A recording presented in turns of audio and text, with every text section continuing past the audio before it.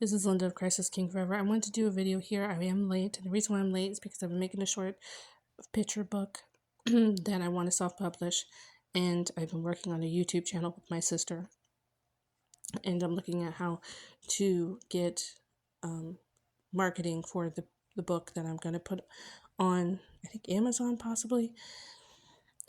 And also today I was supposed to have the money to find editors for my short stories that I've been for the last few weeks putting onto Word documents, kind of like Microsoft Word, in writing, not just in my handwriting, so that I could have a book of my short stories published. But I also want to advertise them, and I also want my stuff to be on YouTube for kids, and it's all. Today I was supposed to have the financing for it. It didn't happen. But my problem with today was that the order of things went wrong, not so much the financing of it, but the order of things. And this made me realize this Bible verse, which is about wisdom.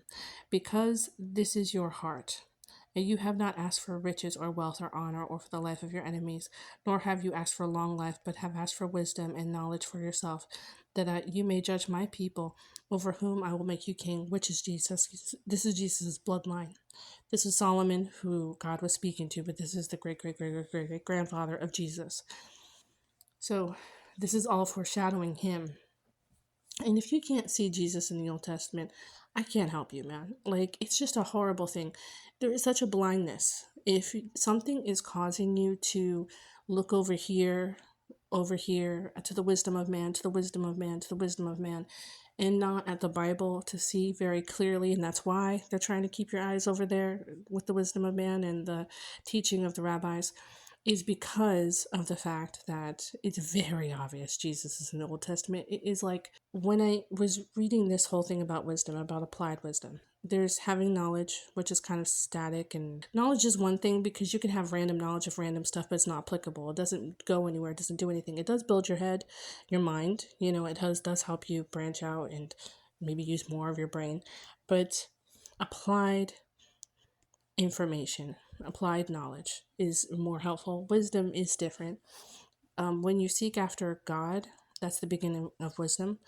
But applied wisdom is when you're able to take a situation, take all the different pieces of that situation that are all moving pieces, see how they relate to each other, and view it all as it's moving around, as they connect together, as they're well applied in the correct way to a specific situation, objectively, from all angles.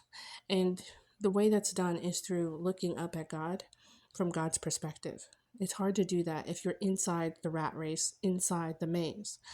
But if you're looking from up above, you can see that this is one small part of a bigger story, which is eternity. You're going to be able to see it from other people's perspective. Peter said, if it's this hard for people who know Jesus to stay in line and to be walking with him and to stay saved and to enter heaven, imagine how impossible it is for people who don't, who do love money, because the love of money is the root of all evil, not money itself, but the love of it is the root of all evil. Could you imagine if my reality was based just on money? If my reality and my reason to be, my reason to stay here was based on the opinions of others, what reason would I have to be here? What is God proving in all this? Could you imagine if it was based on anything and everything else, a spouse, having a lot of children, or based on things that are always fluctuating and changing and can be taken away?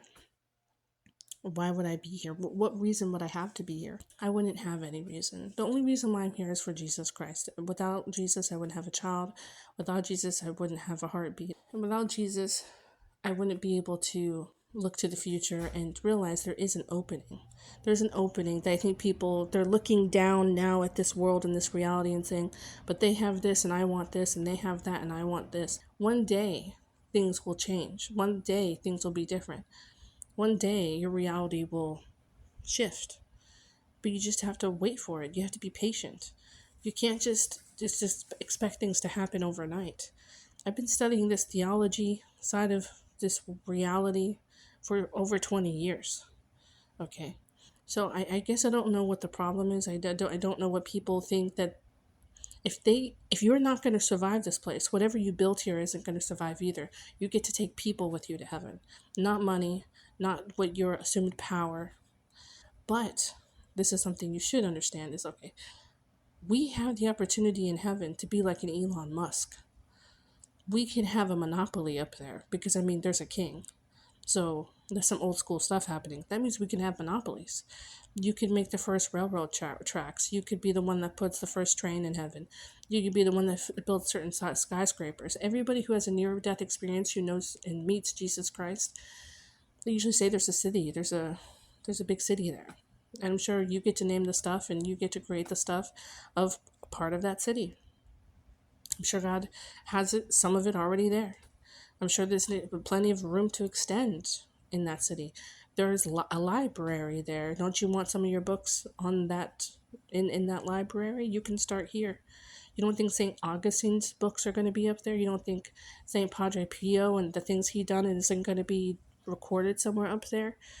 You keep looking at here and going, but I don't have enough power, and power wasn't given to me, money wasn't given to me, this, you know, and power means that you have say over your enemies. I mean, that's very powerful. That's part of what he's saying to him here. But it would be wise to use this place, that's a system not created for you to succeed in. You're not made to succeed in this place. This place was made to gear itself against you so God could damn those who participate in the system that does such things. And so you're just supposed to be still and let God fight for you. Well, meanwhile, you could write. Meanwhile, you could publish, even self-publishing. And can you imagine being able to go to heaven and say that we could self-publish during our time? Could you imagine that God, what if you got to heaven and realized God blessed you in this generation to experience things that St. Augustine, all the greats, right up until early 2000s, which is not a long time ago. When I was a teenager, the internet wasn't what it is today. That scrolling through TikTok, you will have more exposure to recipes and foods from all around the world than people living in Jesus's time or any time even in the 1990s had ever been exposed to in their whole life. In their whole life, within one evening, you might be looking at more stuff than they have ever been exposed to. That's how much stuff and that's how much information is coming at us all the time. That means that's loot for you. These are now your ideas when you get to heaven. Because those people who created those ideas, they're not going to be there. So they are your ideas now. Why not start here? Why not get inspired and decide when I go to heaven, if there's a bakery, I want one of those bakeries named after me. And when we get to heaven, because you have an interest in trains, I want to have a whole train station named after, well, maybe Jesus. I would name something after Jesus. People would know something was owned by me, but it would be named after Jesus, obviously. All the stuff I own, my X, my YouTube, it's all named after Jesus. And you would probably know, you go, well, Christ is King Forever is Linda's stuff. That's her brand, that's from her. What I'm trying to say is, I'm excited about that. And the reason what kind of made me consider this was when one of my family members was really young, God revealed to me that he wouldn't be here very long. There would be a limit to his life span, and I would see the end of it. And so I got to live out, because of that information that I trusted in, I got to experience my life with that person from a different perspective, with a different tilt, kind of like that song Live Like You're Dying. I got to make sure that every moment I had with that person was the best moment it could be. And it made my time with that person more valuable, and it gave more quality to that short span of time. If I introduce this now, then somebody hears it, one person hears it, and they go, you know what, I'm going to start building in heaven while I'm on earth. That would be great. That would be the whole goal, to inspire one person to start writing devotionals, going to be self-published, because nobody's going to read it here. Fine, you'll never be rich here. That's assumed. You know this. They ain't going to let that happen. But God's going to totally pull that into heaven, and it's going to be valuable there. You want to know why? Because nobody's investing like you did. You really think it's everybody's idea to want to invest in such a place? No. And that's why you really need an equally yoked spouse. Because if you have somebody who has a belief system that's built upon the foundation of it and the whole edge to it is we don't know Jesus. That is actually the difference between you and us, is we don't know Jesus Christ. It's just heartbreaking. And they're never going to be able to relate to you, like ever. Like ever. These aren't going to be the beginning of long conversations. This person's not going to edit anything or read anything you're trying to do, because there's a worldly mind and there's a heavenly mind.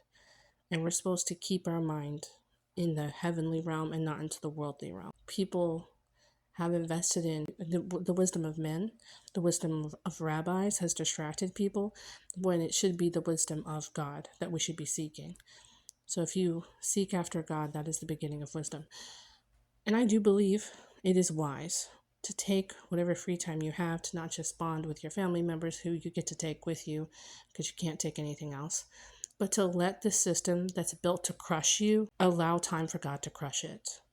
Because God is going to crush the system. He's going to destroy it. He's going to destroy anybody holding it up. Make sure it's not you. May God be with you.